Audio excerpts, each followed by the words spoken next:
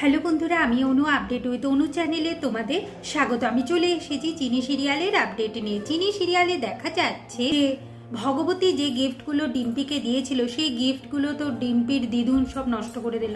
ভগবতী এখন কাঁদতে থাকে, ভাবে কিনা অন্য কোনো গিফট দিলেই ভালো হতো, যে এগুলো এরকমভাবে নষ্ট হতো না। অপালা বারবার করে ভগবতীকে একটা কথাই বলতে থাকে যে ভগবতীর কাছে এমন কিছু আছে যেটা দিলে ডিম্পির কাজে লাগবে। মানুষকে এমন কোনো কিছু গিফট দিতে হয় যেটা মানুষের কাজে লাগে, কিন্তু কি গিফট সেটা তো ভগবতী বুঝতে পারছে না।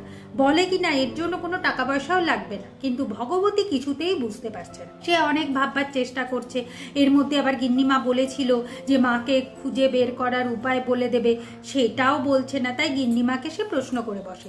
গিন্নিমা বলে আজকে সন্ধ্যেবেলার পার্টিতেই সমস্ত কিছু তুই জানতে পারি। এরপর তো সন্ধ্যেবেলায় ডিম্পির বার্থডে পার্টি স্টার্ট হয়ে গেছে, সবাই খুব সুন্দর করে সেজেছে, ভগবতীও সেজে গুজে নিচে আসে, কিন্তু অন্তরার পাত্তা নেই। অন্তরা কোথায় গেছে সেইটা নিয়ে তো অপালা চিন্তায় পড়ে গেছে। তারপর চিরু আর এশার কাছে জানতে পারে যে অন্তরার কাছে হঠাৎ একটা ফোন আসে। তারপর সে খুব চিন্তিত হয়ে পড়ে, মানে ভয় পেয়েছে এমনই মনে হলো, দিয়ে গাড়ি নিয়ে বেরিয়ে পড়ে। তারপর না ফোন রিসিভ করছে না কোথায় গেছে সেটা বোঝা যাচ্ছে। এখন চিরু বলে অপালা এই সমস্ত কিছু দ্রোণকে জানাবার দরকার নেই, তোমরা পার্টিটা শুরু করে দাও, আমি দেখছি কোথায় গেছে। চিরু বারবার করে অন্তরাকে ফোন করতে থাকে, কিন্তু অন্তরাকে ফোনে পায় না।